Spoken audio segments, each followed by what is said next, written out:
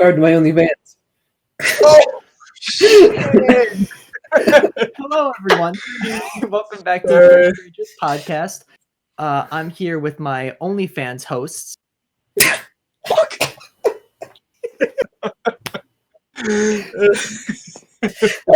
Listen, times are tough. I respect the hustle. Thank you. I'm here with my hosts, Nick and Bill. And we all Hi, like to watch guys. horror movies together. We're also here with our audio engineer, OnlyFans extraordinaire, Skippy Midnight.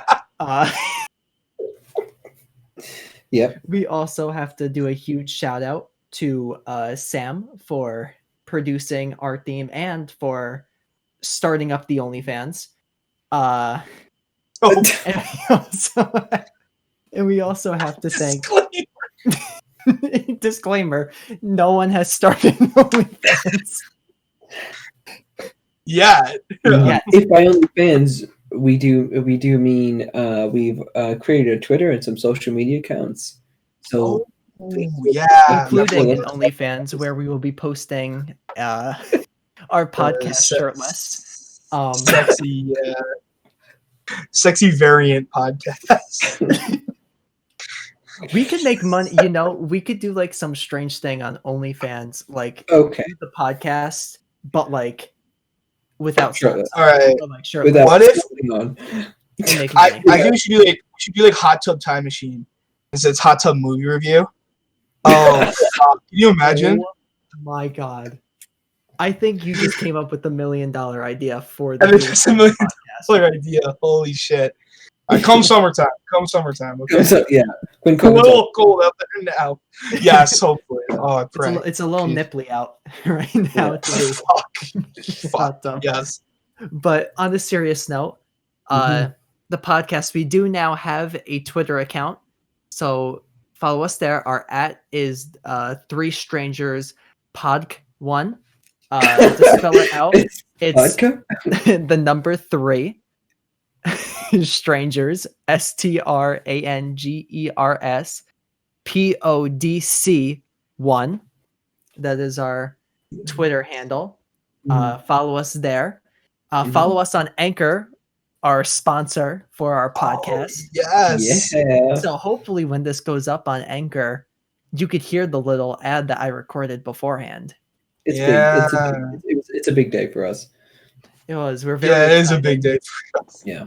We're very excited about that. We're very excited to bring some content out from you. Support us everywhere on Spotify, Apple Music. We are every place, everywhere, coming out with horror content, coming out with the content that you desire. And speaking about content that you desire, we're doing this episode on content that I actually desired. Who requested this? Actually one girl that Nick What? commented to on Twitter. Oh yes. Oh gosh. Oh my gosh.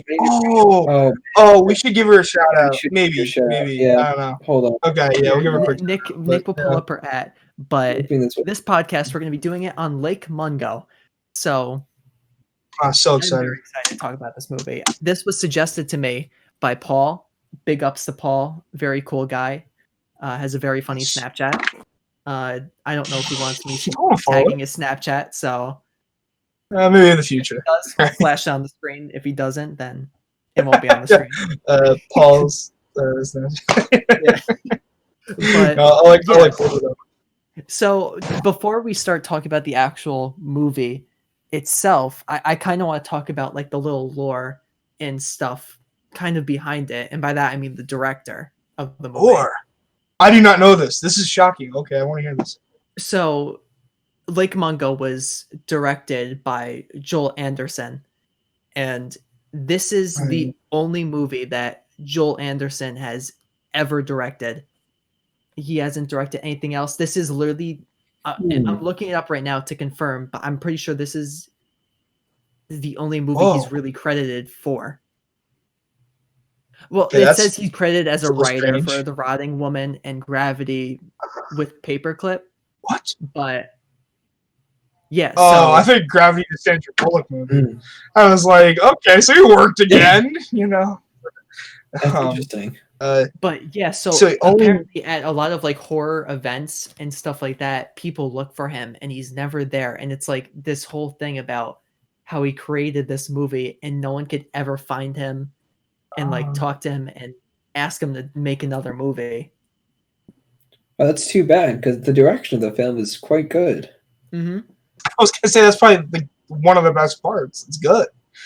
He definitely could have had much more career. What Lake Mungo's 2009? What year? 8. It was quite a while ago. 8. So shit, 12 years. 13. Excuse me. That's crazy. That's his only film. Wow, he's talented. Yeah. Only film. Could you? I think that's one thing I really respect about like this movie. This was literally his first effort, and like this was the product that he came out with it on his very first try. In like 2008, where a lot of movies, you know, horror had been defined by now. Not Paranormal Activity movies, but found footage, stuff like that. And for him to come out with something so different to anything we've ever like really witnessed is insane. Yeah. Yeah. That's cool. My thing right off the bat was what a unique horror movie. And I don't mean that in a bad way. It's just a very like, it's seeming original. The docu-horror series is not very explored. And I feel like this is the best of the subgenre, at least that I've heard about. Mm. Yeah, like I don't mean to like, you know, like okay, this sounds like I'm like an idiot, like on the surface, but like I legitimately thought that it was real. I'm not gonna lie, like I was like watching this and I was like, oh my god, this is real. Like this is like it was like that well crafted for me. And then I was like, okay, this is real. Like, you know, I forget when it turned off. I think after like they started explaining like he set up cameras to catch like a ghost. And then I was like, okay, never mind. We're good. You know. But like when they were all like fishing up her body and everything. What's up? Oh, I was gonna say apparently people in Australia when it was like released to television and stuff like that, people were watching him like click on and actually thought this was real, and they thought it was real events. It's good. It looks real. Yeah, I mean it looks real that way. It's produced that way and written that way, and you know the whole you know forensics and the whole forensic files and like crime TV documentaries that are shown. I mean, some of them are so screwed up, but I felt like I was watching a very high quality version of that at the bare bones of this. Yeah, it's really hard to capture grief, like for an actor. As an actor myself, no, I'm just kidding. Like you know, it's like there was this thing. Like I don't know if we want to get like, we're too going far spoilers. into the plot. We could go full spoilers. I've posted a review on it. If you guys want to check it out, it's a Wheel of Horror.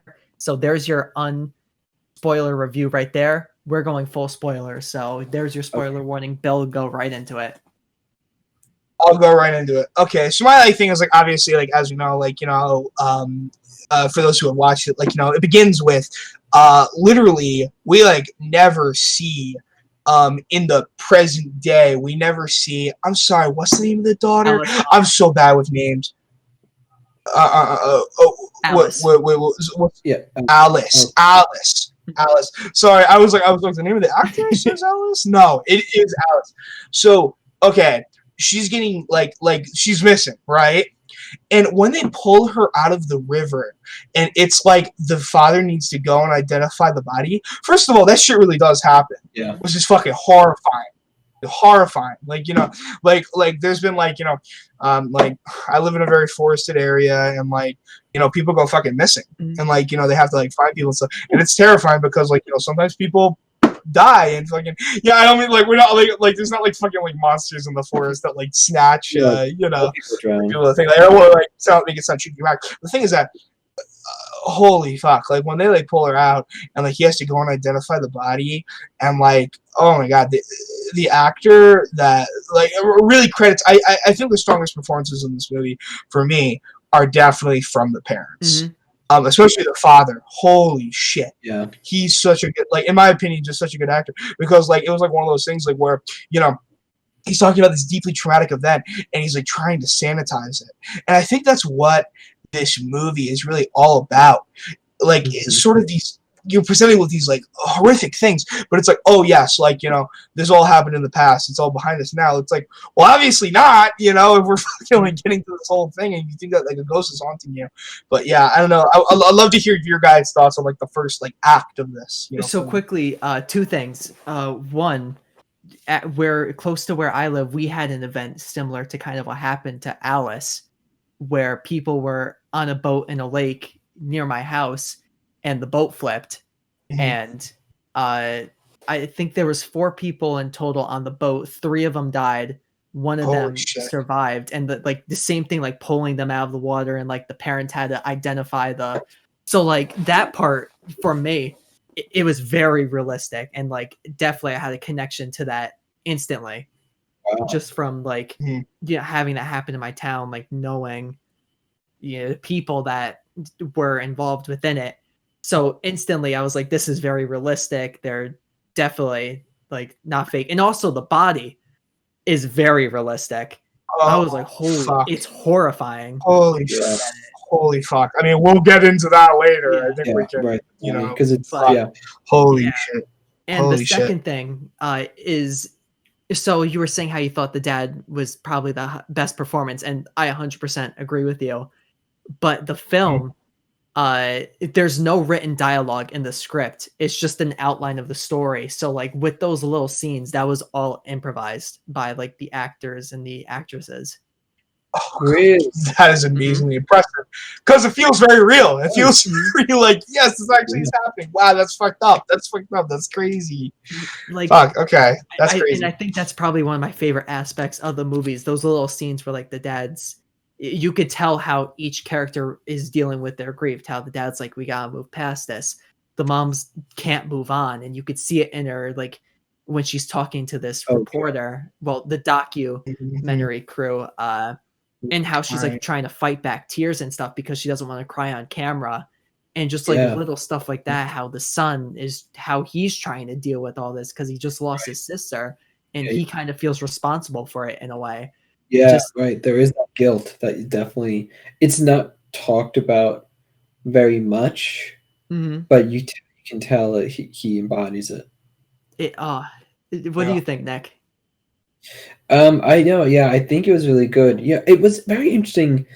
I didn't expect this to happen, but I was getting the Last Broadcast vibes from it, and I think I've actually figured out why. I think this is what the Last Broadcast tried to be.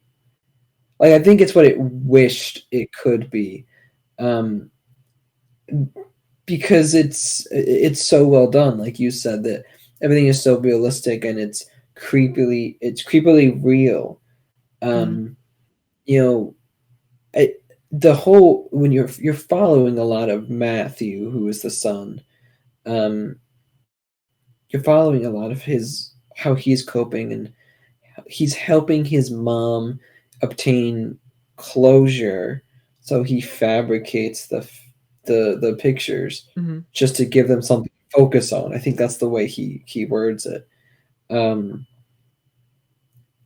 And it's so interesting because, you know, it doesn't make sense, but sometimes grief doesn't make sense. And you know, that theme of grief is definitely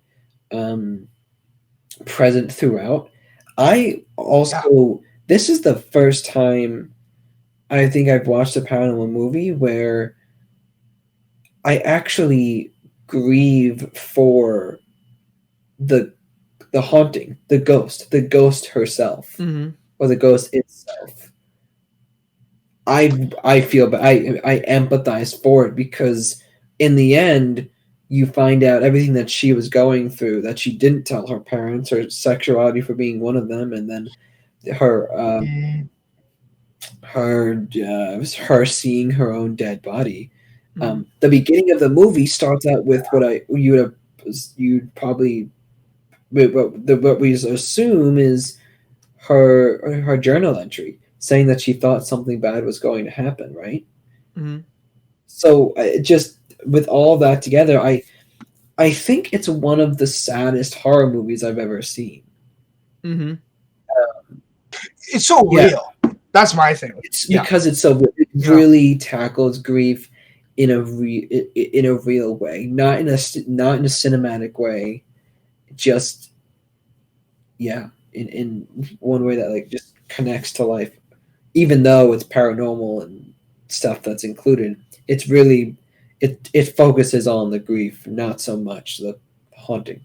Yeah, and I think that's to the greatest strength of the movie, because with the last broadcast, it's funny because the last broadcast tries to be scarier than Lake Mungo, but I find myself more scared with Lake Mungo than I ever did with the last broadcast. Yeah. And I Yeah. think it does such an effective job of getting under your skin. And I want to talk about how you said with Matthew and how he created like those fake shots. When I was watching it and we were seeing photos of her in like different places, something in my head that I was thinking was like, oh, this looks fake. Like, oh, this is gonna bring down the movie. These pictures look fake. And then they come out and say, yeah, I faked the pictures. And I was like, oh my God, I didn't expect them like to say that. Right, yeah. And I was like, holy crap, they embraced that. Yeah. Mm-hmm. So like I think what I want to do is I have the plot summary up on Wikipedia and I want to go through it and us talk about, like, I'll read like a few sentences and then we'll kind of talk about what we thought about it, and then after that we could say some of our cons. Okay. You know? So yeah. All right, so 16-year-old Alice Palmer drowns while swimming with her family at a dam in, oh, I forget how to say it, in Australia, and it's Ararat, is it how they pronounce it? Ararat, yeah. Ararat. That's on the coast. Yeah. Her teenage brother Matthew. Her teenage brother Matthew sets up video cameras around the house to record what seems to be images of Alice's ghost. So, right there, they leave out a lot, but like, that's a good like bare bones assessment of what literally happened. So, here's what I think. I would say, okay, I'm gonna give you guys a like. This is so weird. Effective. Something I found extremely effective, and something I found like almost like opposite of that. Okay. When he just says that the car broke going home, and they had to drive home in reverse, that was so funny to me. Do you guys remember that? Oh yeah. Yeah. Yeah. Like I was like, why did they include that? And then I'm like, interesting, you know, and then it really grounded it in this like place of reality. Like it's just like, yeah, like what are you gonna do? Like you gotta get home, like you want to be like done with the night, you know. So I was like, that was an interesting choice. But then on the flip side, like interesting, like unique choice that was effective in my opinion. But on the flip side of that, the part that almost took me out of the film very early on is when the dad said that she went into the room and basically got assaulted by the ghost of Alice. Do you remember that? Oh yeah, where he's in the room and he said he makes a sound and she like turned around like instantly, was like, get out. She became like aware of him. I was like, they're jumping the gun on this one. You know, like I was like, it wasn't working for me yet. It didn't work until we started getting the video, you know, recordings and everything. It doesn't really fit with the haunting because she never actually does anything violent. Yeah. It felt a little sloppy. I don't know, in my opinion. Yeah. I don't know. Yeah. So I like how with that, how he says that, but everyone was like, oh, we don't know if we actually believe him or if he just saw that because he wanted to see her and stuff like that. Because with other stuff, when maybe that's the video camera, stuff like that, there was the proof with that and other people talking about it. With that specific incident, it was only him, and they like asked like the coworker, do you believe him? And he's like, I believe he saw something, but I don't know if what he saw was actually, right. You know? Yeah. He said, I love it. Something, but what that was. So coworker's like, yeah, I believe he saw what he wanted to see. It's like, fuck you. Yeah. Like, I don't know. Yeah. So the one moment that I think in that beginning that is kind of like, oh, that's weird, is when the mom said like she couldn't sleep and she used to like walk around like the street, but then enter other people's houses to feel like Oh yeah, what it that gets really was like. unacknowledged. I was Yeah. like, what? I was like, really? Unhinged. Yeah. But it's weird because like you read stuff online and people do that. Like that's a thing. Wait, what? It's so Just weird. got a bit creepier. What? I didn't know this. That's a Yeah, That's an issue. I looked it up and like there's like reports of like people like waking up and like going into their like living room and like seeing someone just like sitting there and then like, you know, when they notice and run out. I need to see if I can find it. It was very weird. Message to viewers at home: keep your doors locked tonight. Yeah. Or else And a your windows. grieving mother might be in your kitchen striving for a family life. I guess like that is true grief. I guess like feeling like you want to escape your own life.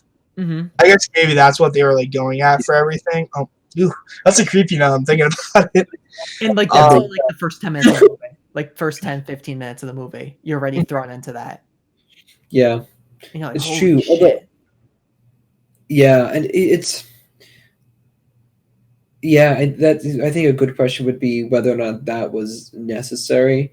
Like, because I feel like the implications of someone doing that is they got caught, and if that somehow wanted to, I kept thinking that they were going to tie that into the whole their neighbor breaking into their house to get the tape, which is essentially the sex tape.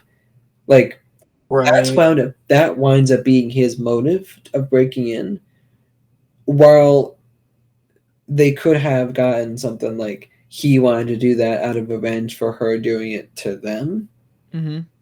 Probably would have made more sense. Well, yeah, no, you go, Ryan. Yeah, I'm still trying I agree that it would make more sense. But at the same time, I think the sex tape thing is a lot scarier because I just remember that coming completely out of left field, and you're like, "What?"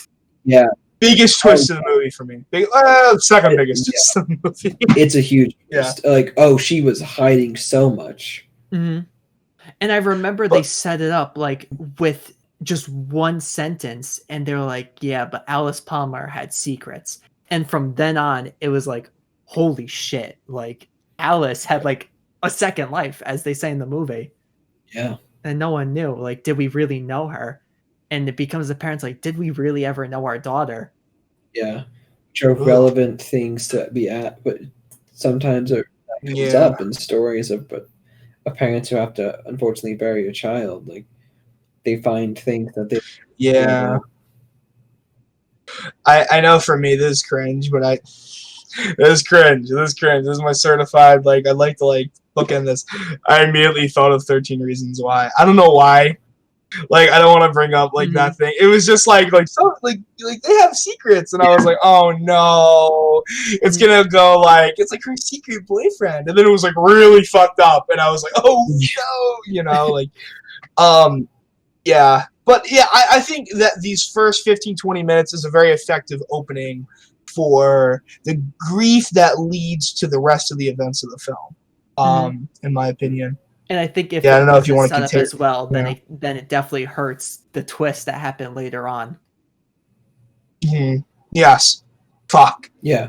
It's told in a roundabout way, this movie. Yeah.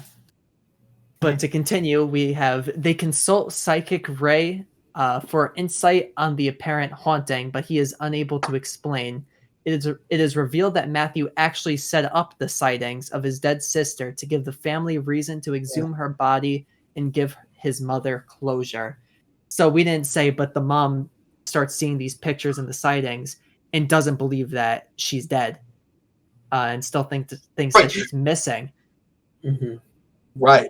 And the dad then starts to second guess himself, like, oh my god, did I like just out of like not wanting to look anymore just say yes, that's her? Yeah. Right. Yeah. Doubt. Really. That was shocking to me. But it's like I guess it's like, you know, it's like ghosts are not a logical explanation. Not for everyone, you know? Yeah. So they're like, yes, she's still alive, you know? I don't know. And Interesting. I like how they first introduced that there could be her ghost there with the picture that he does out of his house every 3 months. And then how like the one day she's like standing in the middle. Like the Scary. first reaction was like for me was like, oh, this looks kind of fake, but I'll accept it. Yeah. Mm-hmm. And then like later on you get some more footage and it's like, oh, that looks fake. Oh, this looks fake. I was like, oh, I don't know how much longer I could be like, Mm-hmm. And then Matthew's like, yeah, I I faked it. You're like, You're like, oh no, shit. okay. If we're talking about that, here's what my question at the end. I kept getting stuck with at the end. Mhm.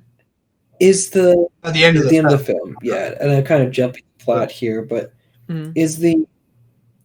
it's her, just kidding, it's the brother, just kidding, it's actually her. Is that effective? Could they have just the whole the brother thing, faking it was a vehicle for the characterization with his mom's grief and how he still cares for his mom, but bringing back showing that it was actually her the whole time, does it actually, did it have its intended effect for you guys? I mean, for me, this film has like a very distinct like thing of like it's like bad event happens, grief for the family, people cope with it in bad ways, which leads to them needing more closure. Getting the closure leads to its own problems. The thing that happens at Lake Mungo, which I really don't want to spoil and really don't want to talk about until we get there. The thing that happens at Lake Mungo, for anyone that's seen the film, of course, it's like okay, like this film is actually supernatural. Yes. Like there's supernatural shit that's happening in this film. And then when it's at the end, it's like, no, she actually was there. It's like, yes, of course she was there. It is a supernatural world. Right. That we're seeing. It's like a force instead of it's not a shock.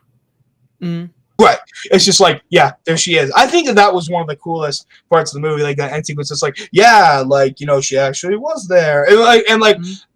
I'd love to go back and look at the actual parts of the film to be like, I'm sure she was there, like, and they didn't just add it in to the thing, but I didn't feel like looking. So I could tell you I've watched this movie a few more times after my initial viewing, and she is in every single picture hidden. In fact, there. So okay, she is in fact there. But I love it because I like how they set up like, oh, we don't know if this is real, if this is supernatural, if this is just all that until we get to Lake Mungo, where you're finally like, oh my god, it is supernatural. And then you get like the first like, this is a ghost with the final picture before the credits of the house. Mm-hmm. And you see her just standing in the house. Oh god. I just remember seeing that and like just instantly getting chills, and I was like, "Oh my god, no way the movie ends like that!" Like, yeah, it started, and then it goes back to old pictures. I was like, "Oh, we've seen this," and it like zooms in, and I'm like, "Oh my god, she was there the whole time." That was mind blowing. Yeah, like, so I really really liked how they did that, and I liked how they showed clips of stuff that we didn't fully see before, and then we'd see her. Yeah, like the birthday thing. How like that entire time we're like, oh yeah, she's not there. Yeah. But in the end credits, she's there. Here's my question for you guys, and it's something that we haven't touched upon yet. What role does Ray play in this movie? The psychic. What role? Like, why is he here? Why is he here? Yeah. I think his purpose is to show that the mom and why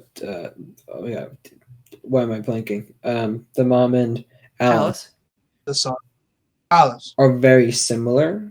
Mm-hmm. And the fact that Alice is dead scares the mom into thinking she's going to die next. Because they have very, very similar experiences, and that's confirmed with the psychic, who is attached to a confidentiality agreement. So he can't reveal it. I agree, but I think he serves one more purpose with that, and that's as being a father figure to Matthew, because earlier in the film, the dad, he says how he started taking extra shifts at work to keep his mind off of it. And you could see as the movie goes on the effect it has on Matthew too, making these photos, like the fake photos and all that, and how Ray becomes that father figure for Matthew, since the dad never really does.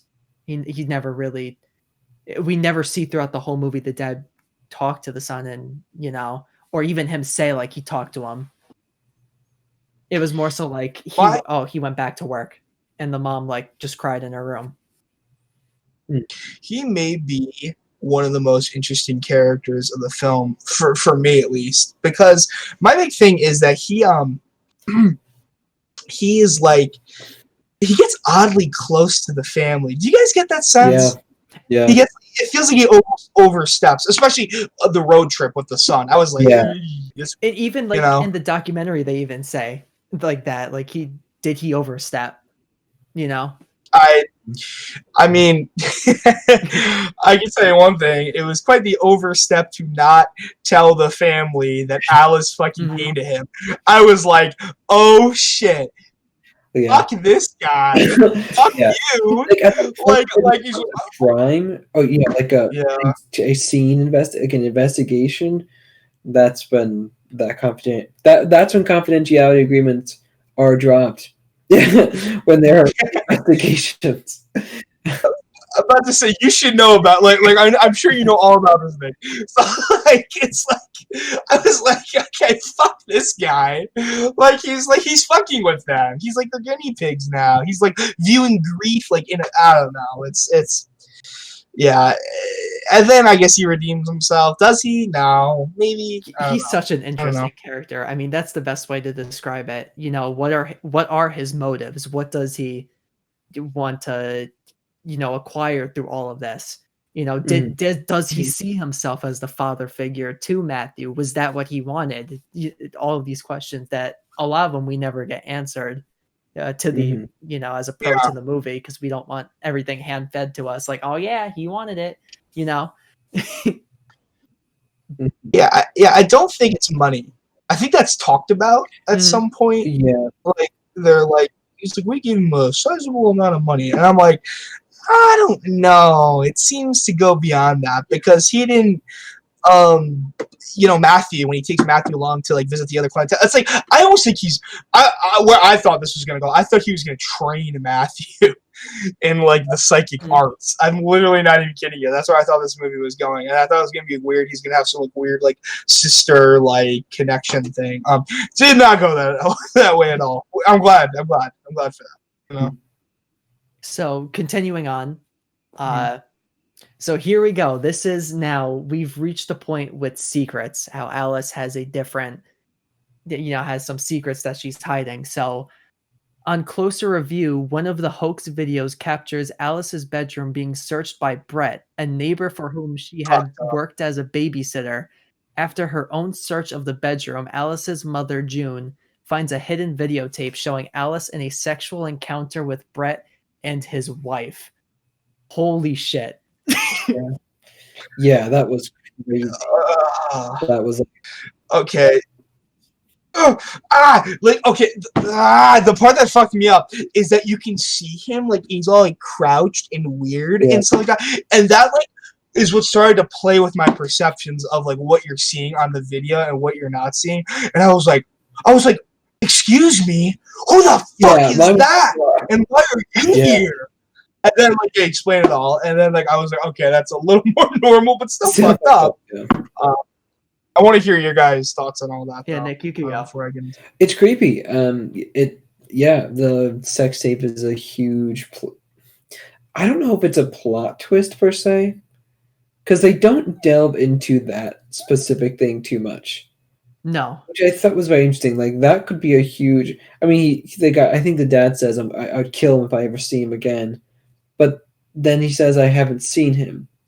Mm-hmm. So that's kind of a plot hole there that they just didn't really answer. They didn't answer anything that. Oh, Well, the neighbors moved away. They're moved. Yeah. They moved. Well, Yeah. yeah. But I just feel I don't know. I feel like. Yeah, I mean, it was.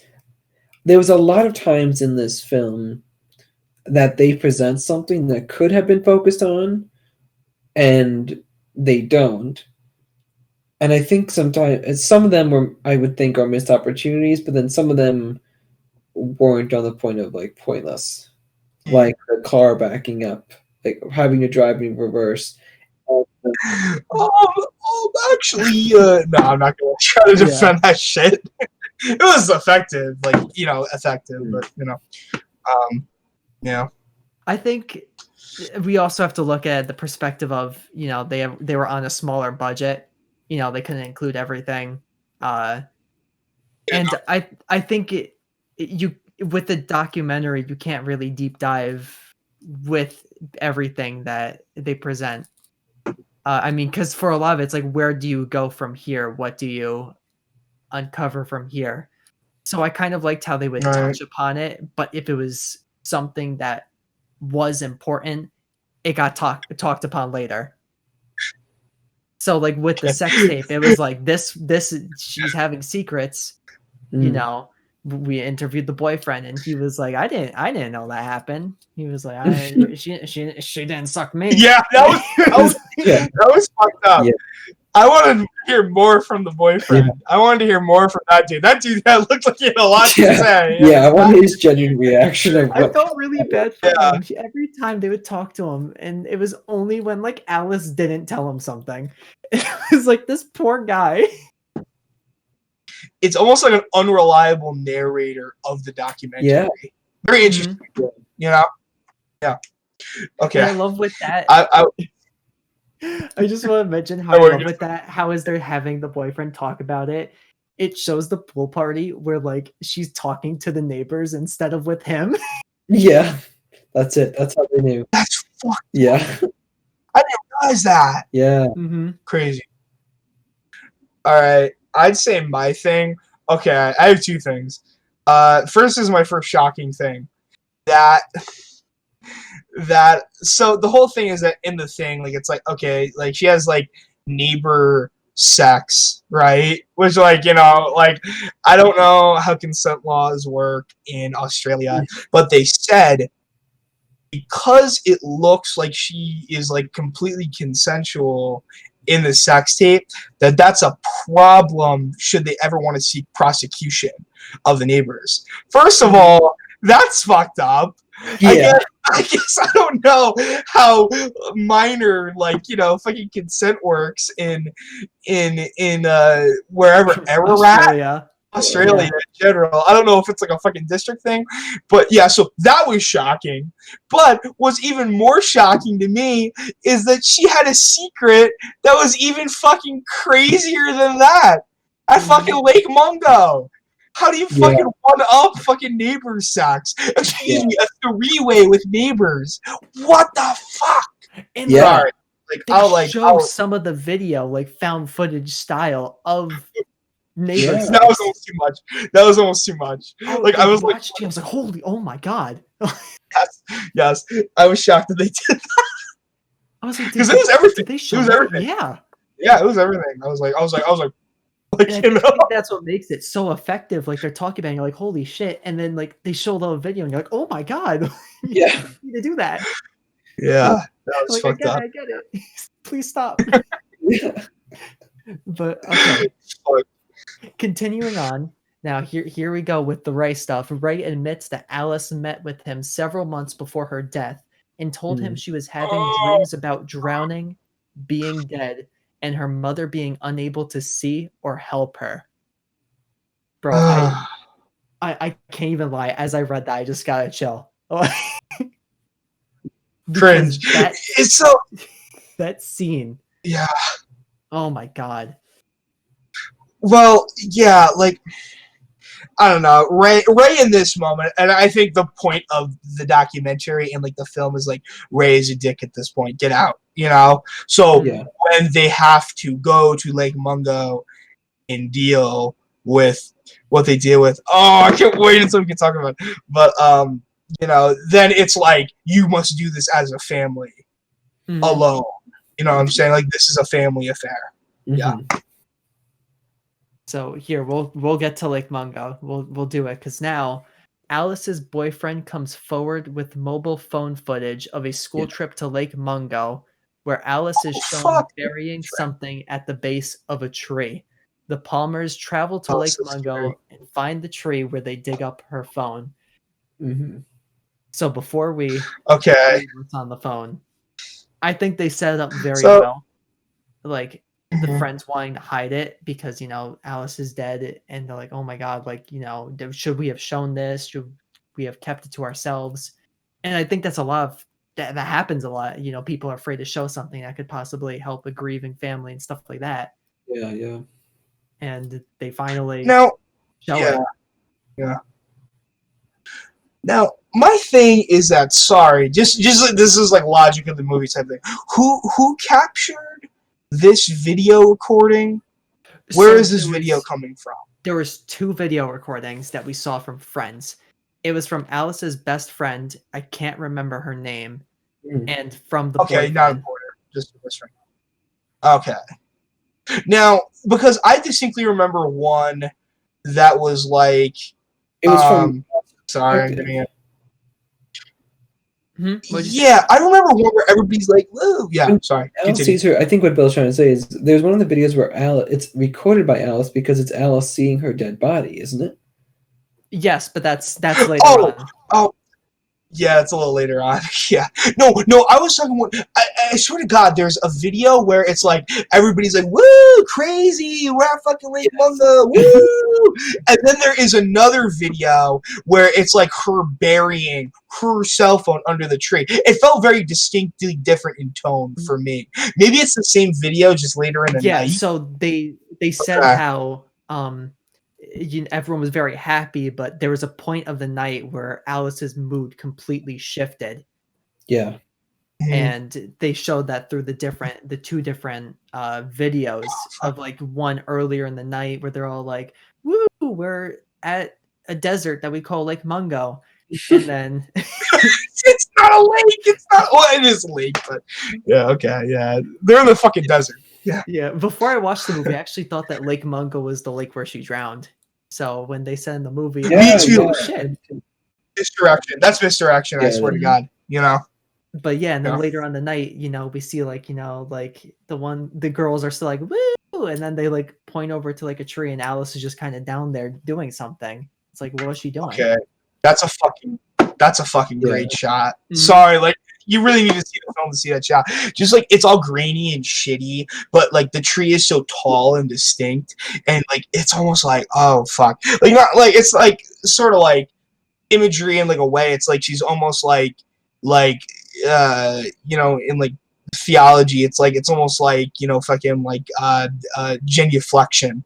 Like she's like on her knees and she's like, I accept everything now.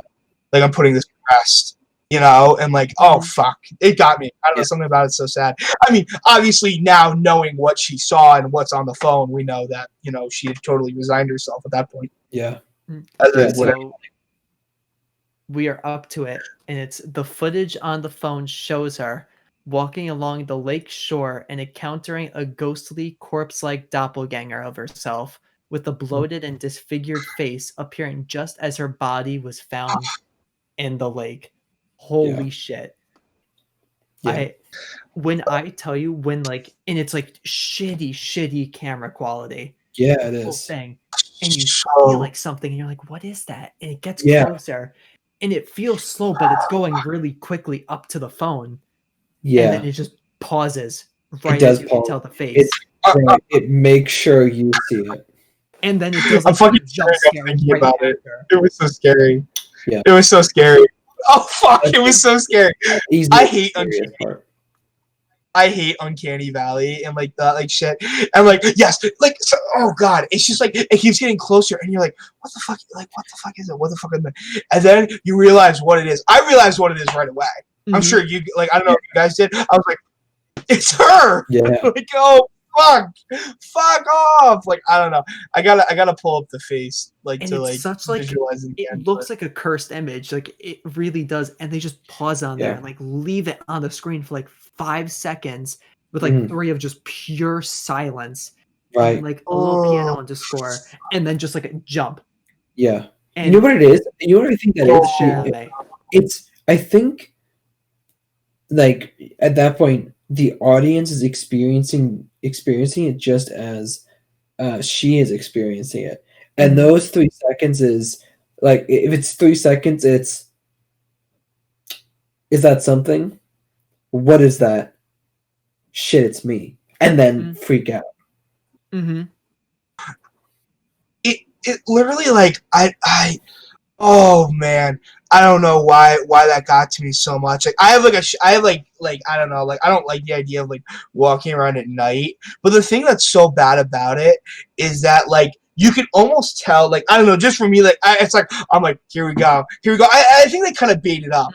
They kind of bait it up in like the thing. They're like, and what we saw on the camera footage was like truly disturbing, and I was like, I don't know if I'm fucking ready for this shit. Like, yeah. I say like anyone that hasn't watched this film that's listening to this, like you gotta at least watch that scene, like saying what we're saying. If you've watched nothing else from Lake Mungo, that was I think the most scared I've been in that moment by a horror film in A long time. in like a long time. Yeah, it was. That was exactly how I felt. Like word for word, that like that moment I was like, holy shit, because it comes out of nowhere too. Yes.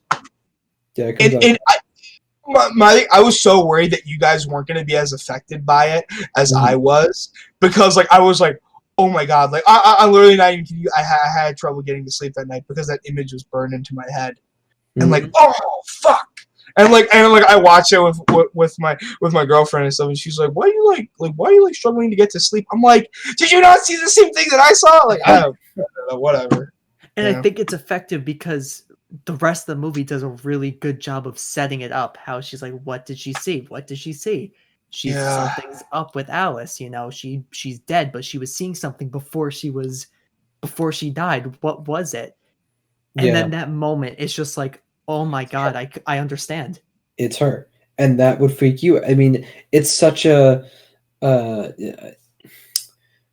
it's such a misdirection because you're thinking like all the horrible things that horror movies have conjured up to freak somebody out, and you think like, God, maybe it's a demon, maybe it's something else, but it's her. Mm-hmm. In a mirroring kind of way, you know.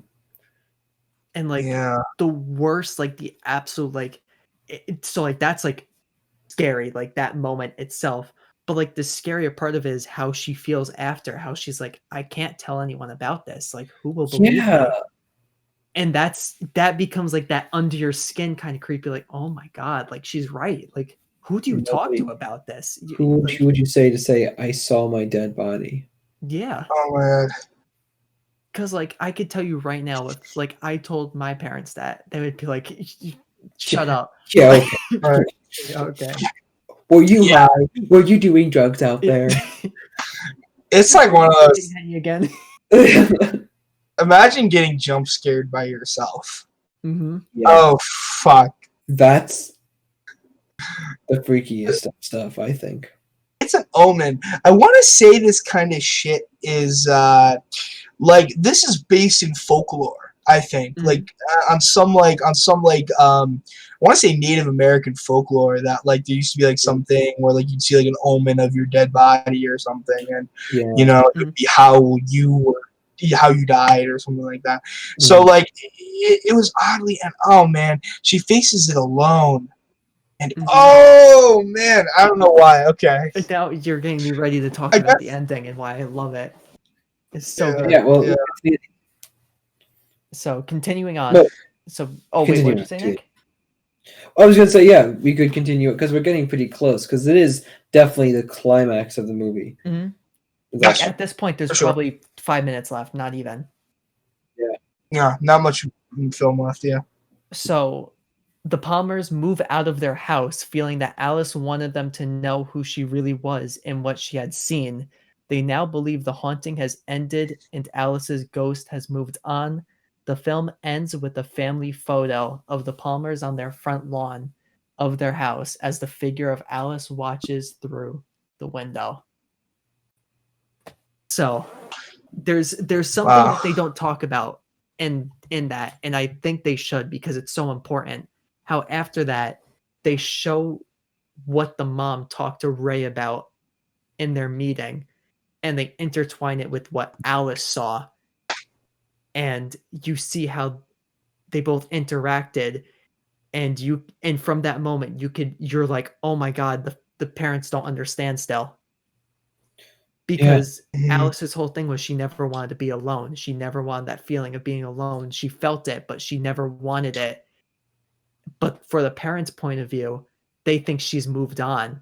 Yeah. And they leave her. Well, so she has that feeling of being alone. It's irony because they know that, because the audience knows that she's there, but the family thinks that she's moved on, and the family's moved on themselves. So she's forgotten. Not only is she alone, she is abandoned, which was her number one biggest fear.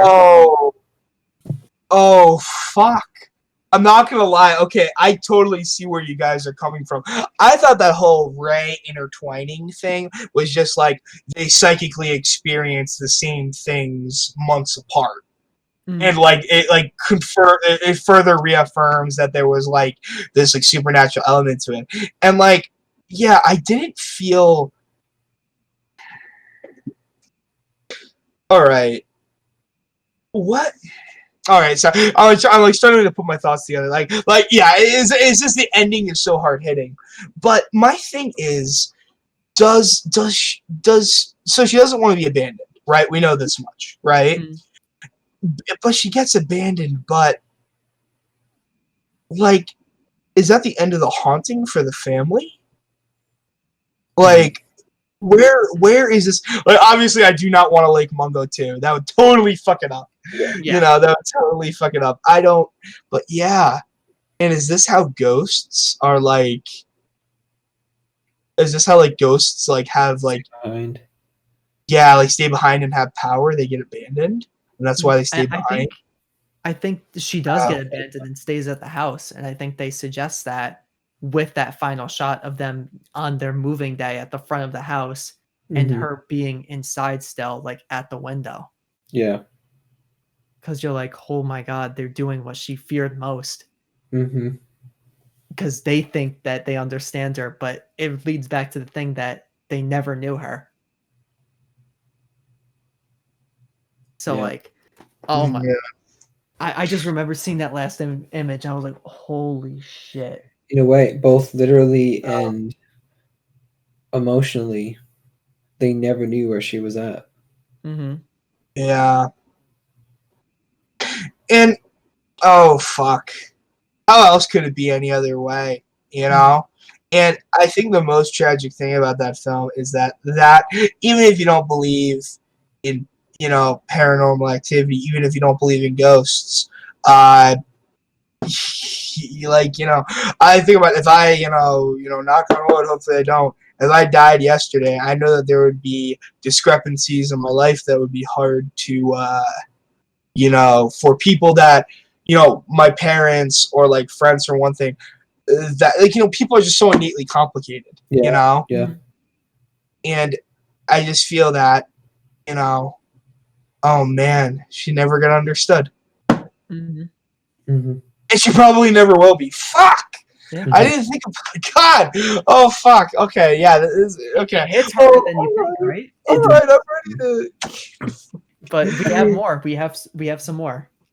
Well, yeah. Wait, what's our last bit? I'm interested. So the credits are intercut with prior footage, revealing several sightings of Alice's ghost throughout the film that went unnoticed. There's one more, but I do want to speak on that, and it goes back to the same thing of never wanting to be alone. He faked the pictures. You know, they were like, "Oh, was she ever really there?" She was actually there. in every single one of those moments. She was always with them. Even though she wasn't like, haunting, like, oh, I'm going to open and close this door because I'm a ghost, you know? Because I'm a ghost. Did we ever talk about why the brother faked the photos? Went to such lengths to fake things? Did we ever talk about that? Was that just his coping method? Yeah. Why did he do that to his mom? Because, I don't know. Yeah. Because she was so upset and all of that because she didn't remember, because she didn't think that she was dead. Right, but it's so much worse to care. I mean, like, I'm not gonna like be like, son, this was a. Oh God, okay. It's really hard not to be like. It's really hard not to be like, yeah. So the son faked ghost footage of his dead sister, and not call him the bad guy. Mm-hmm. I guess it was from a good place. Yeah, grief, like that. I think that's the complications of grief that this movie explores. Yeah. And I like how, like, with the parents, when they asked them about it, and the dad's like, I don't know why in the world he would ever do something like that. You could see how it affected them. Mm-hmm. You know, even he was like, not constructive. You know? It's not constructive. You know, it's not constructive grief. You know, but which just goes to show you, obviously the parents weren't there for him. Yeah. Oh fuck! There you go. Nobody is there for anyone. Nobody is there for anyone. They let two kids swimming in the lake. Yeah. Yeah. Oh fuck. Okay, there we go. There's the story of Lake Mungo. You can be in a family. Back to he gets out and they're like, "Oh, where's Alice?" And he was like, "Oh, I don't know. She was swimming in that." And they're like, "Oh, she's probably fine." Horrible. Okay, sorry. Okay, this is fucked up. So, all right, maybe like you could say like Alice like is like, oh, she was resigned to her fate. If I had a fucking poltergeist, or not poltergeist, a doppelganger of myself that looked waterlogged, I would fucking stay away from water for the rest of my life. Guess I'll never shower. I'm literally kidding. If there was anywhere where I could drown, I would not go to that area. Yeah. And maybe she just didn't want to live. I don't know. It was one of those things. Love also how they never explain how she did drown. Like they never were like, oh, her foot got caught on something, or it's very left up to the, imagination of what you think. Do you think that she ended up killing herself? Did something happen? Did the doppelganger kill? What happened to her? How did she die? They never tell you. Yeah, it's just like, yeah, she drowned. My thing was, what I thought they were going to go into with the whole like Alice has secrets is that she committed suicide. However, I don't know how you could suicide yourself to death in that way. Yeah. Mm-hmm. Like, I don't know. Like it was I just assumed it was one of those freak accents, self-fulfilling prophecies. Mm-hmm. Like maybe she let herself. Yeah, exactly. Oh god. That's fucked up. Yeah, there's a lot of questions. So we have one more little thing, and it's after the credits, a figure that may be Alice or her doppelganger stands at Lake Mungo in the darkness as lightning strikes, which further shows her like alone, like further establishes she's alone.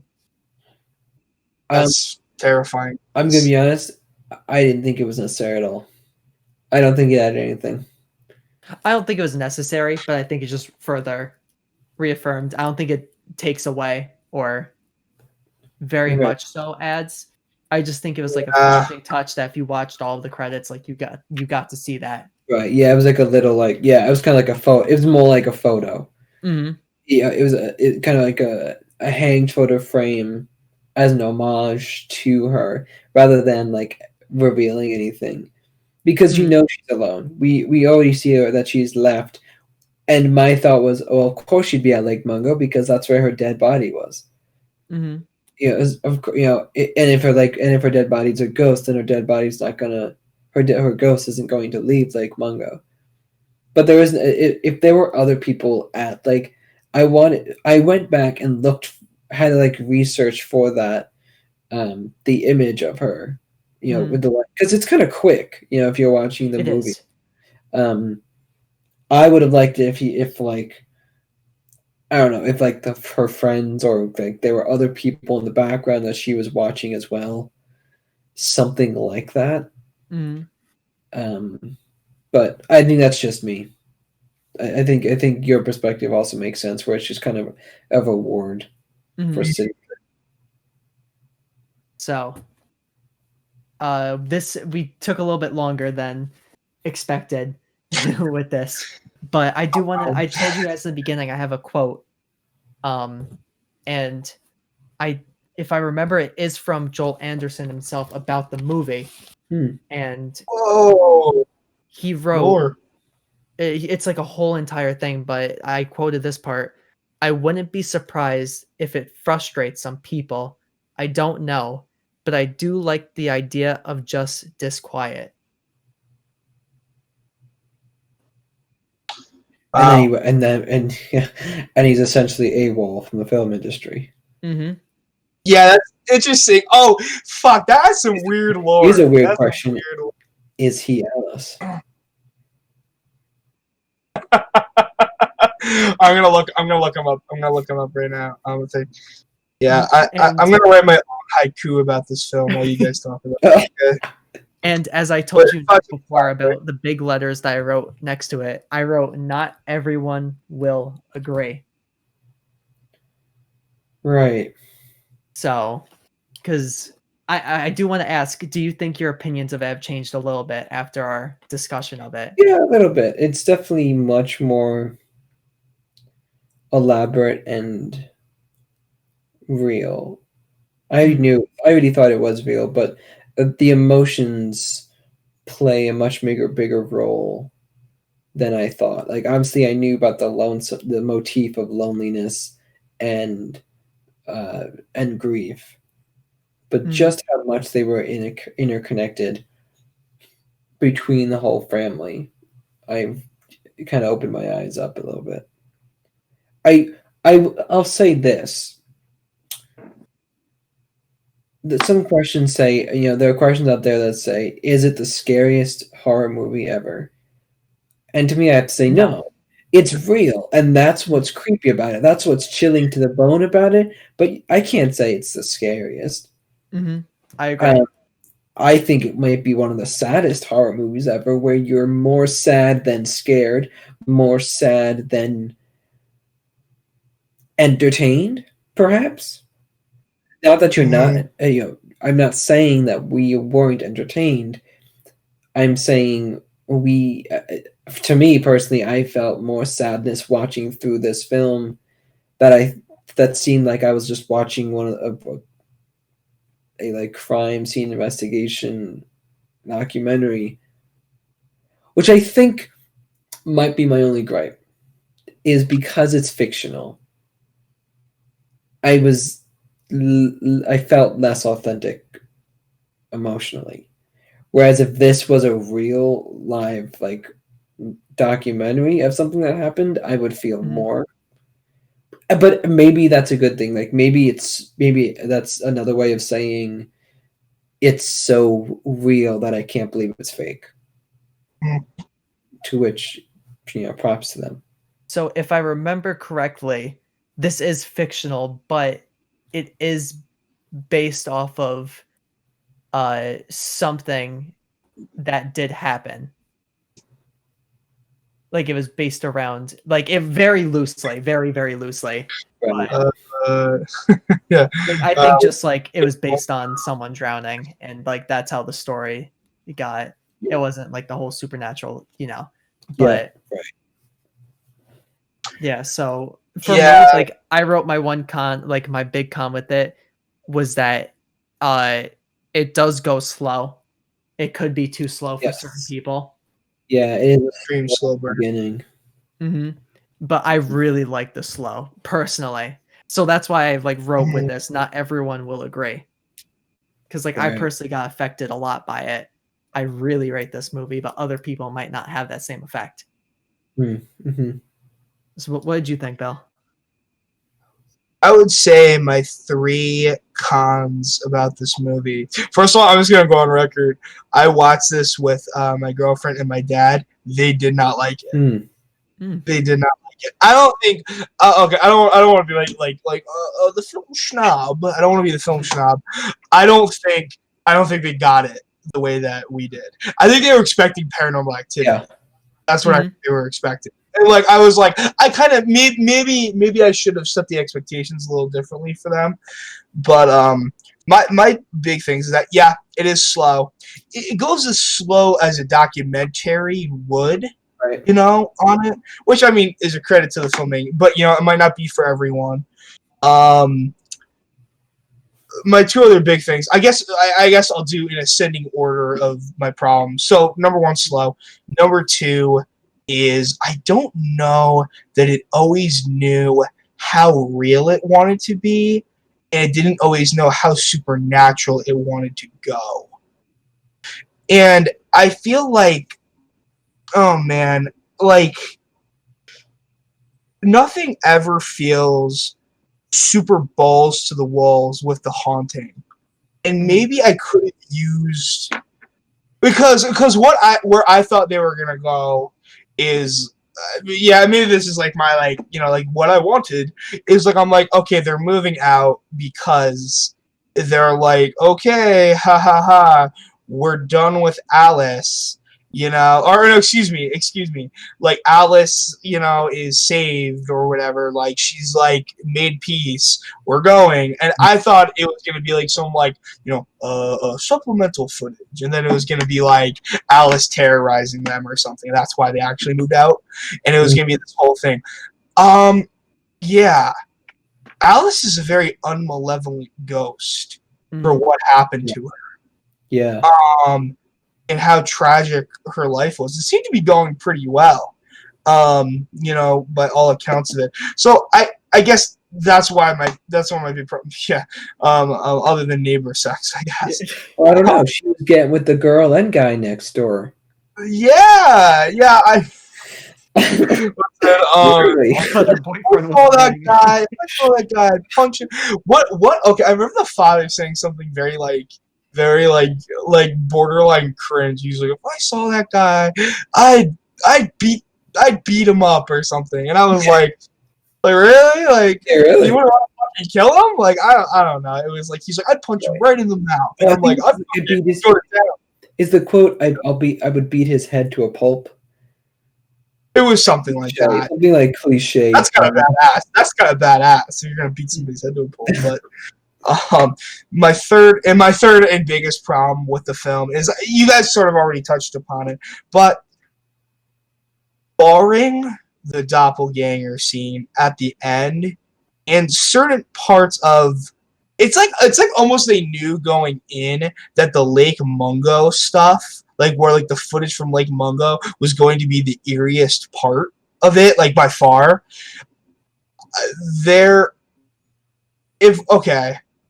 So Lake Mungo is a horror movie. That's what we're saying, right? Yeah. Mm-hmm. And the point of horror movies is to scare you. I do not think it's a very scary horror movie.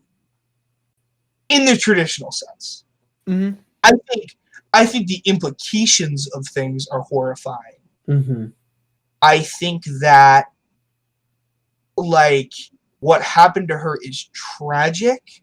Mm-hmm. Like, there's definitely different types of horror. Like, not all horror is like has to be like, but I would say it's like it's more of a drama than it is anything else. Yeah. It's like much like this reminds me. Yeah, it's like The Witch almost, where it's like they didn't set out to tell a story like where it was going to be.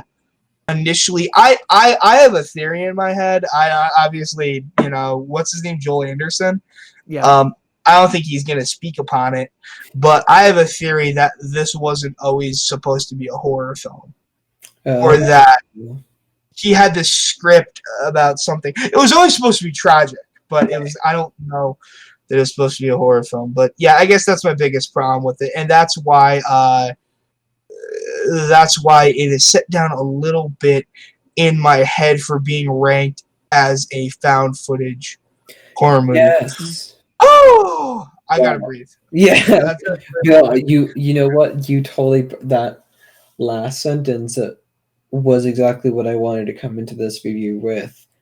It's not a found footage film because it's a documentary that fabricates most of its footage. The character fabricates most of the footage, except for one video. It's not found footage; it's docu-horror, and it's very interesting that in that but for subgenre, it does not belong in found footage, and it really doesn't truly belong in ghostly paranormal activity.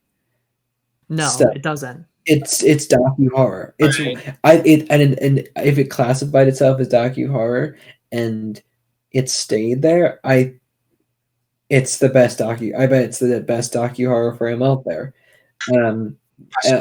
Hell House LLC being an honorable mention. However, the three of us have yet to watch it, so we should probably revisit that and then compare. But that I hear is more also paranormal. So we'll see if it can be achieved with both. So just a little fun thing to say when you guys were saying like the type of movie it was, Joel Anderson himself said, I don't think it's a supernatural thriller. I think it's meant to be an exploration of grief. Well, there we go. Oh, yeah. Completely agree. Oh, uh-oh, we got baited. It's not horror. So I think it is like, if we're gonna do an overarching, like what is this classified? It is horror, but it's not the type of horror like you said. It's like it's gonna get under your skin. You're gonna think about it later on, and like as you said, you're like, oh, I had trouble falling asleep because the could get that image on after I watched this movie, I had to go somewhere and it was night. And I just like remember like walking outside and I was like kind of like looking, everywhere. It got to me a little bit. It was the first movie that got to me in a really long time. And I think that's why I've rated it so highly, because it was effective in getting under my skin. Yeah. Well, the entire movie builds up to that one jump scare. It does, because you're like, did she kill herself? Like, and why would she do that? And it's like, it's all because she saw that omen, know? She already thought it was coming. Lake Mungo's meta. You know why? Because it's fucking, there is footage that was captured in the house that was put in a documentary. But the documentary is the film itself. It's a fucking docudrama found footage. Man, fuck Lake Mungo. What the fuck is this shit? I don't know. So, that's meta. If you guys have seen my review, I gave it a 9.8. I gave it a very, very high score. What would you guys give it?